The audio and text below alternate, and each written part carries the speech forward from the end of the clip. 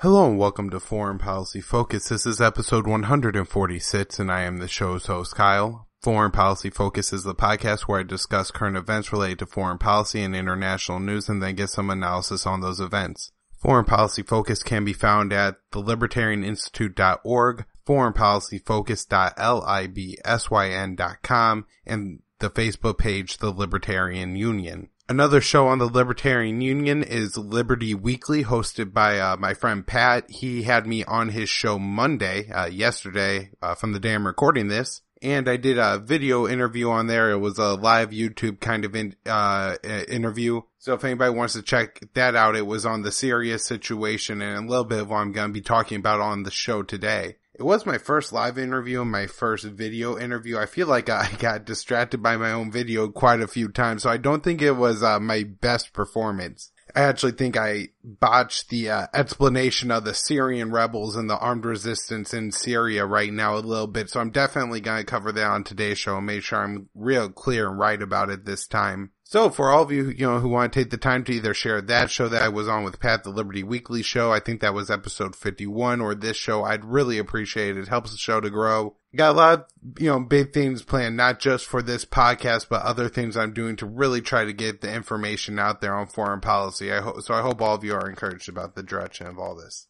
Now, on to Operation Olive Branch, the very Orwellian name that was given to this operation of Turkey into the Afrin enclave held by the YPG in Syria. Now, to kind of, again, just to set up what's going on here in Syria, in the Idlib province, you have a northwestern corner of that province that borders Turkey. And this is the YPG-held enclave, and there's a large Kurdish population there. And from my understanding, there's been a lot of Kurdish resettlement of these regions as well, so it's even more heavily populated with Kurdish people than before. And what it seems like at least is tending to happen right now in Syria is that it's becoming a little bit more segregated. What's essentially happened during this war is the people who are living in the regions that are the same religion that, or ethnicity of the controlling party. So if you're under the Assad regime and you're favorable to Assad, or if you're under the rebels and you're maybe a Sunni Muslim, or if you're living under Kurdish control and you're a Kurd, you're likely to stay in that region. However, if you're, let's say, a Sunni Arab living under Kurdish rule, then you're more likely to have to leave that area. And then, Kurds are forced to leave Sunni-held rebel territory, and they tend to go to the Kurdish-held territory. And so it does seem that a lot of these areas are more heavily segregated, at least than they were before. Bordering the enclave there, the Afrin enclave, you have to the east the Euphrates Shield Syrian rebels, and these are the Turkish-backed Syrian rebels. And so while everybody's making a big deal out of the Turkish invasion of Syria, I guess it's at least a little bit worthwhile to point out that Turkey was actually already in Syria, and I think done so by some of these agreements. I also believe there's Turkish soldiers within the Idlib province, and a lot of claims on Twitter made that they're actually embedded with the armed opposition who are, HTS, al-Nusra, al-Qaeda.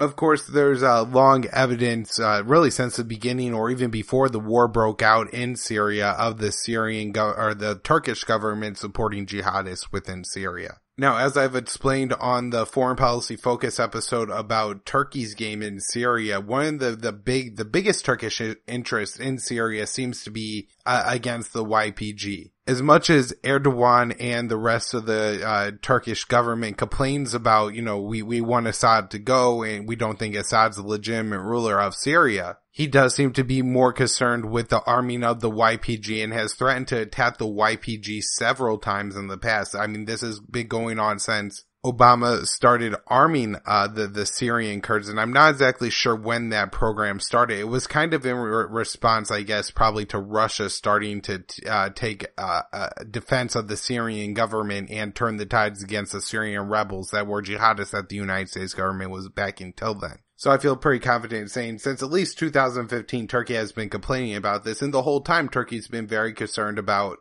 the Syrian Kurds gaining ground within Syria just due to the instability caused by the Syrian civil war. Bordering to the south of the Afrin province, you have some area held by the other rebels, the Al-Qaeda linked HTS, Tahrir al-Sham, type rebels. The Free Syrian Army, I believe, operates there as well. At this point, I think all those groups are still fighting together. It does seem that in some places, mostly along with the Turkish Euphrates Shield rebels, those rebels are actually now attacking the YPG enclave of Afrin there. So this isn't just an attack coming from Turkey rolling, south into Syria. It's also an attack from within Syria with the Turkish embedded rebels there. The invasion started on Friday with shelling of YPG positions. Saturday and Sunday, the airstrikes started and the tanks started rolling in. I believe near the end of the weekend, the Turkish government reported they had taken out over 150 YPG targets. At the very least, the death counts at this point are at over 50, with about 22 civilians having been killed.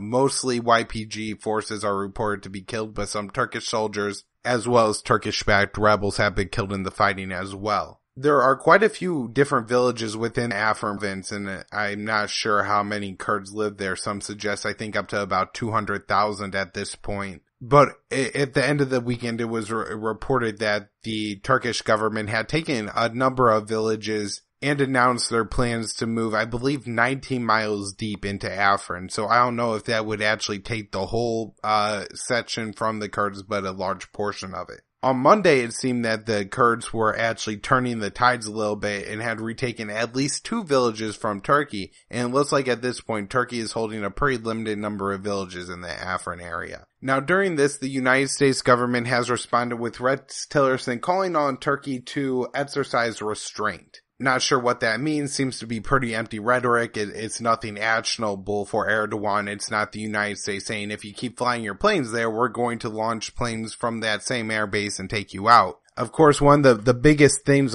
about the situation right now with Turkey attacking the Kurds is that the Kurds are backed by the United States. And the United States is a NATO ally with Turkey, and we use the Incirlik air base to launch attacks against ISIS in Syria. And so I think it was Daniel McAdams that pointed out that you have this crazy scenario right now where the United States is launching, I believe, KC-130s from the Incirlik air base in support of F-15s bombing ISIS, providing cover to the SDF. While at the same time, you have Turkey launching fighters from the Incirlik air base to go bomb Kurdish positions elsewhere. And so it's a complete reverse, crazy situation. It's the same type of distorted thing that ends up happening in Yemen, where the United States is actually fighting on the side of Al-Qaeda and then is fighting on the side of Saudi Arabia against Al-Qaeda's enemies as well. It's absolutely insane. Oh, and we're fighting against Al-Qaeda. That's what I meant to say. We also have General Votel visiting Syria, I believe on Monday, and he went to Raqqa and I guess reassured the Kurds that the United States wasn't going to backstab them. Now, at the end of the day, it seems unlikely to me that if the United States were put in a position where we're forced to choose a side, which we may be if Turkey decides to attack Manbij. The situation prior to Friday was that Russian troops were in the Afrin area and the United States troops were backing the Kurds in the Rojava state, which is the eastern state of the Kurds in the eastern portion of Syria.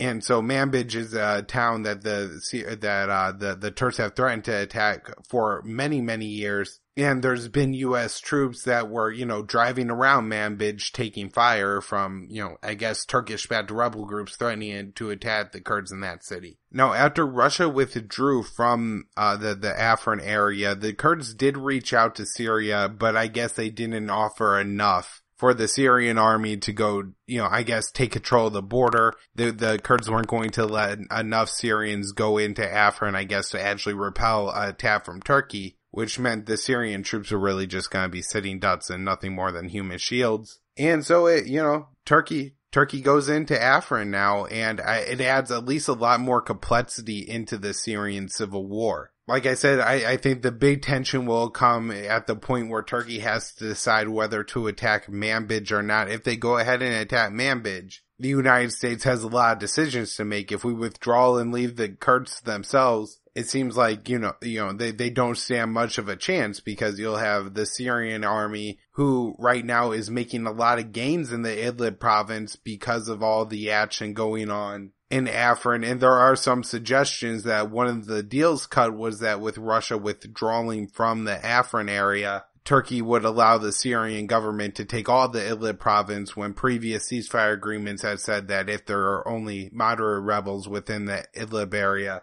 the Syrian government wouldn't attack those areas. I don't know if they were going to hold true to it or not, and they may have attacked those rebels anyways, but it does seem like they're making some gains and maybe Turkey's providing less support there. On the last show, I had Will Porter on to talk about U.S. policy in Syria, so I'm not going to go too heavily into this again, but just to mention that, Rex Tillerson was out there last week giving a speech saying that we're going to work, with our Turkish allies, and we understand their concerns, but they're not going to attack the Kurds. And yet here they are doing this. Of course, that speech was completely contradictory. The narrative section was absolutely awful. None of the policy prescriptions made sense, and none of them worked together. So I think that outlines most of what's going on right now in Syria. I guess I just, once again, going back to the Pat McFarland interview, would add that ISIS hasn't been completely defeated along the Euphrates River Valley, and I think they still do hold a tiny bit of area along there. And that there are some Syrian rebel groups in the, I believe, Hama area and around the city there.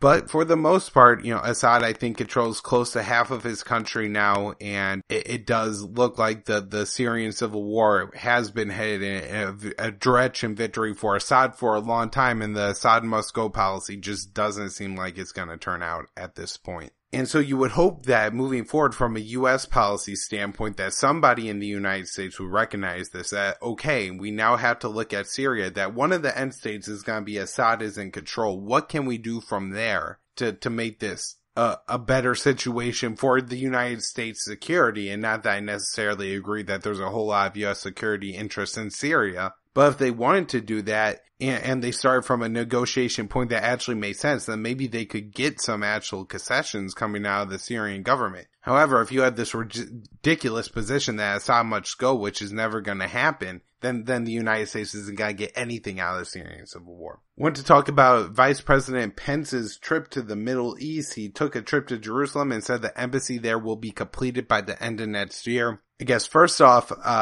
just the dark humor part of it, it would be really funny if Trump's, grand construction project here doesn't get done in time, and would definitely be something that I would want to mock him for. The other news is that, I mean, this is just going to lead to more protesting. Obviously, the announcement in the embassy is going to be a huge deal, and when they cut the ribbon finally, I think there's going to be a lot of hostilities. And I'm sure as it's being built, there's going to be protests and stuff like that too. So I do think this is a situation we need to keep our eyes on. And unfortunately, the U.S. government says they're going to do a lot of things, and a lot of those things don't get done. And so while Trump maybe campaigned on the first thing he was going to do is build the wall, it looks like the U.S. Embassy in Jerusalem is going to get done first. In the United States, we had the government shutdown. Really didn't affect military stuff. I guess if I wanted to, just go for views and clicks and likes, I could have done a show about the government shutdown, but there really just wasn't anything to say. I don't think from an operations standpoint, this really makes a difference at all for what the United States was doing, especially with it being so short. We have Trump sign the renewal of the Section 702 program. Very disappointing there. We have Congress, congressional Republicans all out there saying that there's some great FISA memo that needs to be exposed, I guess, show some kind of abuse. Of course, then they vote this program right back into power. So, what a bunch of hypocritical hats. We also have the NSA telling a federal court that they deleted 7 years worth of data that they told the court that they would hold on to. Obviously, if anybody else told the federal government, oops, I lost that thing that I promised I'd give you, you would go right to jail. But the NSA does it, and everybody just shrugs their shoulders and moves on with their lives. The State Department has approved the sale of 34 F-35s to Belgium. Of course, this is a huge theft of money from the United States people to the pockets of the people at Lockheed Martin. While it was my, $1 trillion worth of tax money that went to, fund research and develop the project over 20 years, Lockheed Martin is going to take, I believe, almost all the sale money, from the actual sale. So while you may have been the ones that, designed the planes and, helped to pay for all the upfront costs, you never see anything back at the end. News out of Yemen. We have Germany saying that they are going to halt weapon sales to countries involved in the Yemen civil war. This is good news. I think this is the second European country to do so. So we're moving in the right direction there. I think these steps are meaningful on an international stage. it shows a real shift in the narrative away from the Houthis are evil and the Saudis are just trying to help restore righteous power to the people of Yemen, and look at the reality that the Saudis, backed with the United States, the Emiratis, and the Egyptians, are carrying out a genocide there. And I do think this is meaningful and significant just from a weapons sales perspective. It's definitely going to hurt the arms industry within Germany because we know the Gulf states are huge purchasers of weapons. I read a report out of Vice, I believe, talking about how even though the blockade of Yemen has been relaxed a little bit, the Yemeni people are still not getting enough food and aid coming into the country. I believe the report said that the Yemeni were only getting like 18% of their food needs met, our fuel needs met, which is huge because, this would be what allows the pumping of clean water, the filtering of water, ambulances, trucks to deliver food, all those things that you need to, run a country and live in a normal society, are non-existing. And then I believe the country is only getting like about half of their food needs met. Obviously, there's 22 million people who don't know where their next meal is going to come from, and hundreds of thousands of children suffering from severe acute malnutrition, which means, these are the kids that you look at them and they're 18 years old, but they kind of look like they're 8. And you could just tell like how much suffering they must go to and how it must hurt all the time. And their bodies just must ache all the time because of it. And it's absolutely horrendous. The Houthis have launched a short-range ballistic missile at a base in southern Saudi Arabia. Some reporters out of Yemen, I believe Nasser Arabi, is saying that this is the 6th ballistic missile that the Houthis have launched into Saudi Arabia this year. If the Houthis actually have this many missiles, I'm not sure how many Scuds that Salah had before.